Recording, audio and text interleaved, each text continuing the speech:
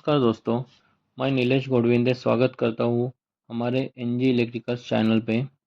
तो दोस्तों, आज के वीडियो में हम देखेंगे कि ट्रांसफार्मर के अंदर कौन कौन से पार्ट होते हैं और उनका क्या फंक्शन होता है। तो हम सारे पार्ट्स के बारे में थोड़ा थोड़ा डिटेल में देखेंगे। तो चलो वीडियो शुरू करते हैं। फर्स्ट पार्ट है कोर। दोस्तों, ये जो कोर होता है वो आयन या तो सिलिकॉन स्टील से बना होता है। तो जो कोर है वो मैग्नेटिक फ्लक्स को पाथ प्रोवाइड करता है। मीन्स ट्रांसफार्मर में जो फ्लक्स प्रोड्यूस हो रहा है वो कोर के थ्रू ही दूसरे वाइंडिंग तक पहुंचता है। दोस्तों, ये जो कोर होता है वो बहुत सारे पतले पतले शीट्स को मिलाकर बनता है। दोस्तों, इस शीट की थिकनेस मतलब 0.5 mm के करीब होती है। तो ऐसे बहुत सारे शीट्स को मिलाकर कोर बनाया जाता है। लेकिन दोस्तों, वो डायरेक्टली नहीं जोड़ा जाता, इनके बीच में लेमिनेशन की एक लेयर होती है। लेमिनेशन की लेयर इसलिए डाली जाती है कि जो ट्रांसफार्मर के अंदर ईडी करंट लॉस होता है वो कम करने के लिए। और जो हम सिलिकॉन स्टील का यूज़ मटेरियल करते हैं, मतलब हम सिलिकॉन स्टील यूज़ करते हैं, तो उसकी भी एक वजह है कि वो हिस्टैरिसीस लॉस को कम करता है। दोस्तों, अगला पार्ट है वाइंडिंग। तो दोस्तों, ट्रांसफार्मर की जो वाइंडिंग होती है वो कॉपर से बनाई जाती है।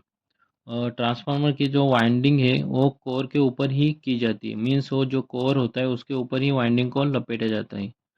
और जो वाइंडिंग होती है वो कोर के ऊपर लपेटने के बाद वाइंडिंग के ऊपर भी इंसुलेशन की कोटिंग की जाती है, जैसे कि वाइंडिंग एक दूसरे पे शॉर्ट सर्किट ना हो जाए इसलिए। नेक्स्ट पार्ट है ट्रांसफार्मर टैंक। तो दोस्तों, ट्रांसफार्मर की जो टैंक है उसके अंदर ही ट्रांसफार्मर कोर एंड वाइंडिंग को रखा जाता है। और जो ट्रांसफार्मर की टैंक है वो पूरी तरह से सील रहती है। और वो टैंक बनाने के लिए जो मेटल यूज़ किया जाता है उसकी थिकनेस भी ज़्यादा ज़्यादा होती है, क्योंकि वो लीक ना हो जाए। दोस्तों, अगला पार्ट है ट्रांसफार्मर ऑयल। दोस्तों, ये जो ट्रांसफार्मर टैंक है वो पूरा ऑयल से भरा जाता है। मतलब ये जो ऑयल है वो इंसुलेशन और साथ में कूलिंग भी प्रोवाइड करता है। और दोस्तों, ये मिनरल ऑयल होता है। तो नेक्स्ट पार्ट है टर्मिनल एंड बुशिंग। तो दोस्तों, ये जो टर्मिनल है यहाँ पे हम ट्रांसफार्मर के सप्लाई को कनेक्ट करते हैं। मतलब एक साइड को इनपुट सप्लाई दे देते हैं और दूसरे साइड से हम आउटपुट ले लेते हैं। तो जो दोस्तों ये टर्मिनल है उसके ऊपर भी इंसुलेशन दिया जाता है, क्योंकि कैसा है कि हम जो सप्लाई दे देंगे तो हमारे ट्रांसफार्मर बॉडी को कांटेक्ट में ना आए, इसलिए यहाँ पे इंसुलेशन लगाया जाता है। तो दोस्तों, इस ये टर्मिनल को ही हम बुशिंग बोलते हैं। बुशिंग भी बोला जाता है इसको। दोस्तों, नेक्स्ट पॉइंट है कंजर्वेटर टैंक। दोस्तों, ये जो कंजर्वेटर टैंक है वो एक सिलेंड्रिकल शेप में रहता है और उसमें हम लोग एक्स्ट्रा ऑयल को रखते हैं। कंजर्वेटर टैंक है वो हमारे ट्रांसफार्मर के साथ डायरेक्टली कनेक्टेड रहता है। और दोस्तों, कंजर्वेटर टैंक बहुत ही इम्पोर्टेंट है हमारे ट्रांसफार्मर के अंदर, क्योंकि जब भी ट्रांसफार्मर फुली लोडेड होता है तो उसकी वाइंडिंग ज़्यादा हीट होती है। तो वाइंडिंग ज़्यादा हीट होने की वजह से ट्रांसफार्मर में जो ऑयल रहता है वो भी ज़्यादा हीट होता है। तो ऑयल ज़्यादा हीट होने के कारण वो एक्सपांड होता है। कोई भी चीज़ मतलब कैसा हीट होने के कारण वो एक्सपांड होती है। तो एक्सपांड होने की वजह से हमारा जो कंजर्वेटर टैंक है उसके अंदर ऑयल का एक्सपांशन होता है। दोस्तों, जो कंजर्वेटर टैंक कभी भी फुल नहीं भरा जाता, क्योंकि वो एक्सपांड होता है तो कंजर्वेटर टैंक के अंदर वो ऑयल चला जाता है। इसके लिए हम उसको कंजर्वेटर टैंक को कभी भी फुल नहीं भरते। दोस्तों, नेक्स्ट पार्ट है ब्रीदर। दोस्तों, ये जो ब्रीदर है वो कंजर्वेटर टैंक के साथ ही कनेक्ट रहता है।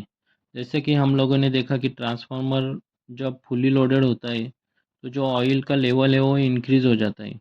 तो इंक्रीज़ होने की वजह से हमारा जो कंजर्वेटर टैंक होता है उसके अंदर जो एयर है वो अगर बाहर नहीं निकलेगी तो हमारा ऑयल एक्सपेंशन है वो नहीं हो पाएगा। इनके समझ लीजिए, हमारा जो कंजर्वेटर टैंक है उसके अंदर जो एयर है वो अगर बाहर नहीं निकलती तो हमारा कंजर्वेटर टैंक फट भी सकता है। और वो कनेक्टेड किससे होता है, ट्रांसफार्मर टैंक को कनेक्ट रहता है, तो ट्रांसफार्मर फट सकता है। इसलिए क्या होता है, ऐसा ना हो इसलिए हम ब्रीदर का यूज़ करते हैं। ब्रीदर का यूज़ करने मतलब क्या है कि हम लोग इस एयर को बाहर निकलते हैं और जब ट्रांसफार्मर नॉर्मल कंडीशन में आता है, मीन्स उसके ऊपर नॉर्मल लोड होता है, तो जो हमारा ऑयल लेवल है वो भी वापस अपने ओरिजिनल पोजीशन में आता है, मतलब डिक्रीज होता है। तो ब्रीदर के थ्रू वापस एयर को कंजर्वेटर के अंदर डाला जाता है। बट जो एयर होती है उसके अंदर कैसा मॉइस्चर भी होता है। तो इनकेस मॉइस्चर हमारे ट्रांसफार्मर ऑयल के साथ मिक्स हो जाएगा तो हमारा ऑयल ख़राब भी हो सकता है। इसलिए हम क्या करते हैं, वो ब्रीदर के अंदर एक सिलिका जेल का यूज़ करते हैं। तो ये जो सिलिका जेल है वो एयर में जितना भी मॉइस्चर है उसको एब्जॉर्ब कर लेती है, और जो एयर को कंजर्वेटर टैंक के और मतलब जो एयर है वो कंजर्वेटर टैंक के अंदर डाली जाती है। वो कैसे, बिना मॉइस्चर के। तो इसका यूज़ मतलब हम ब्रीदर का यूज़ कैसा, एयर को बाहर बाहर से मतलब अंदर भी आने देता है और अंदर से एयर बाहर भी जाती है, जब हमारा ऑयल लेवल इंक्रीज और डिक्रीज हो जाता है तभी। नेक्स्ट पॉइंट है बुकॉल्स रिले। दोस्तों एक एक सेफ्टी डिवाइस है, ये बहुत ही इम्पोर्टेंट रोल प्ले करता है हमारे ट्रांसफार्मर के प्रोटेक्शन के लिए। तो दोस्तों बुकॉल्स रिले है वो कंजर्वेटर टैंक और हमारे ट्रांसफार्मर के मेन टैंक है उनके बीच में कनेक्ट किया जाता है। दोस्तों ट्रांसफार्मर में जो कभी छोटा सा फॉल्ट हो जाता है तो हमारा बुकॉल्स रिले है वो अलार्म सिग्नल सेंड करता है, और जब कोई बड़ा फॉल्ट होता है तो वो डायरेक्टली ट्रिप सिग्नल भेज देता है हमारे सर्किट ब्रेकर को, और वो सर्किट ब्रेकर हमारा ट्रांसफार्मर मतलब सर्किट ब्रेकर ऑपरेट हो जाता है और हमारा ट्रांसफार्मर बंद हो जाता है। तो ये बुकॉल्स रिले वो हमारा प्रोटेक्शन के लिए यूज़ किया जाता है।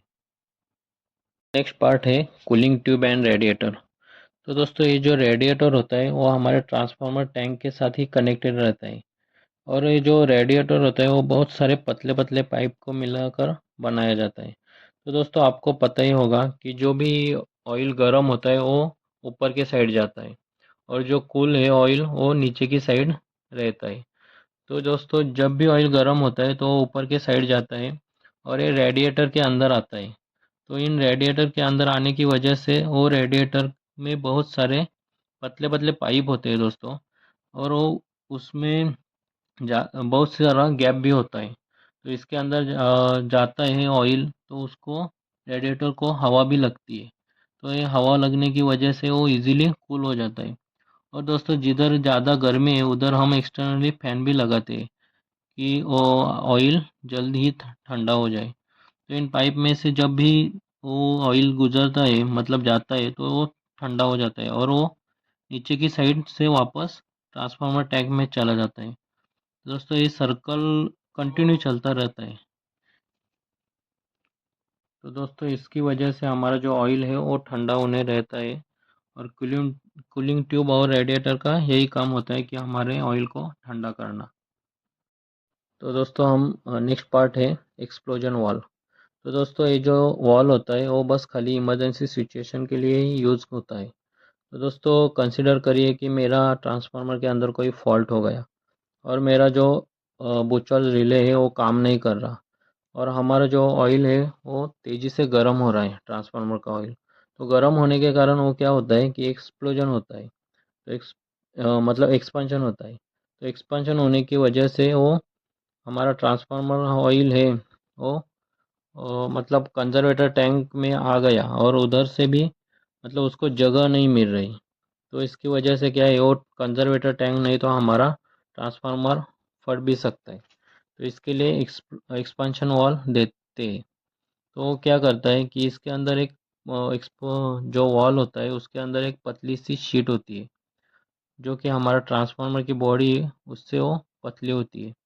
तो पतली होने के कारण क्या वो शीट मतलब ट्रांसफार्मर फटने से पहले वो शीट फटती है, और वो शीट फटने के कारण हमारा जो जो ऑयल है वो इसके थ्रू नीचे गिर जाता है और हमारा ट्रांसफार्मर सेफ रहता है। तो दोस्तों आज के वीडियो में बस इतना ही देखेंगे। तो आपको ये वीडियो कैसी लगी प्लीज़ मुझे लाइक और कमेंट करके ज़रूर बताइए। मिलते हैं नेक्स्ट वीडियो में। धन्यवाद।